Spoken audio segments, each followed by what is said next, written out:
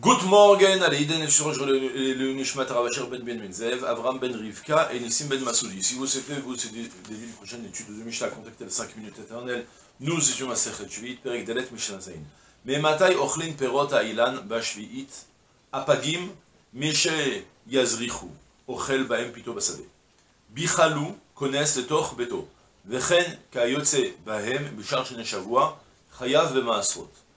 On a une série de 3 Mishnayot où on va s'intéresser à la lacha particulière de l'Eochla, même un peu plus d'ailleurs, l'Eochla velo l'Efsed.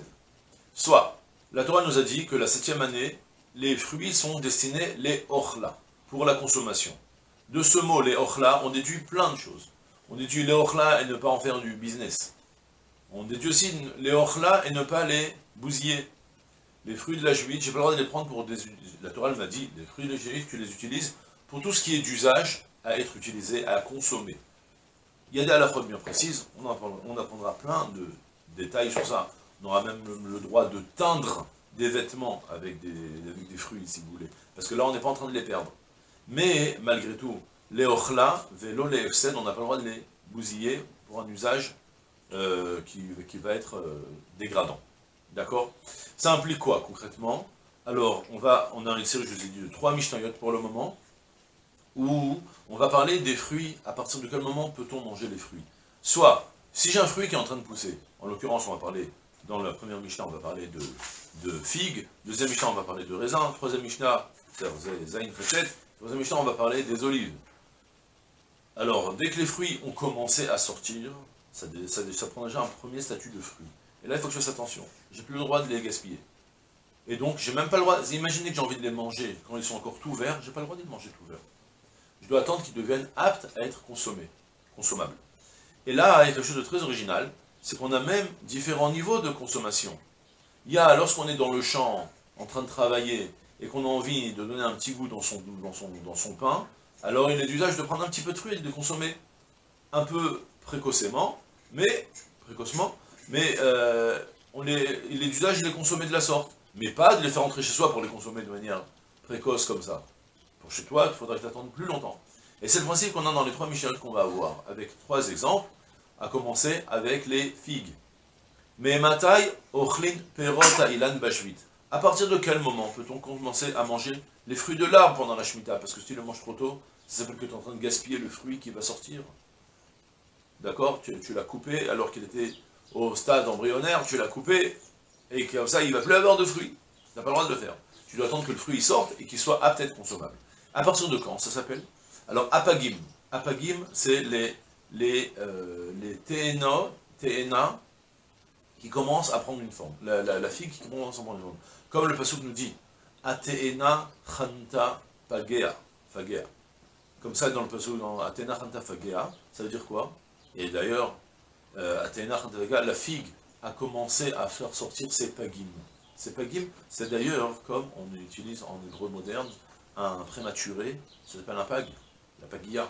À l'hôpital, on a des enfants qui rentrent du shalom en pagia, dans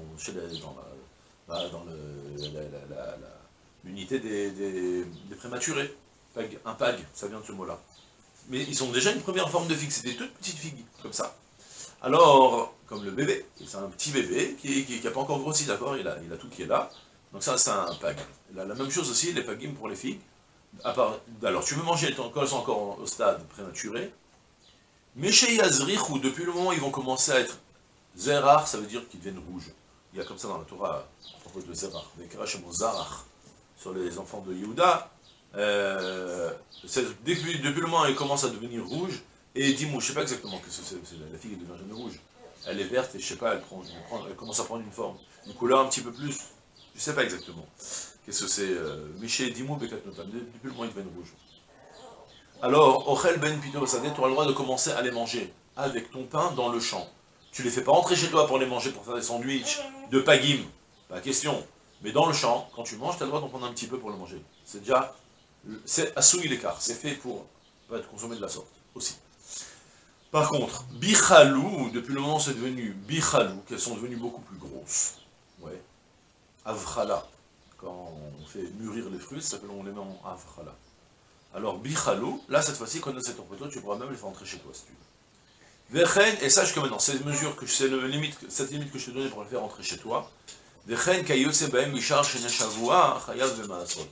Idem aussi pour les autres jours, les autres années du septennat, que le cycle des fruits, il fonctionne en cette année, 1, 2, 3, ouais, vous connaissez, Maser Sheni, Maserni, durant toutes les années, tu dois aussi prélever les Maasrot, depuis prélever les prélèvements de dîmes.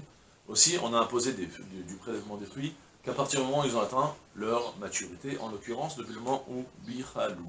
Ils sont devenus maintenant mûrs, aptes, ouais, depuis le moment où ils ont pris, ils deviennent aptes à être consommables par tout le monde, d'accord?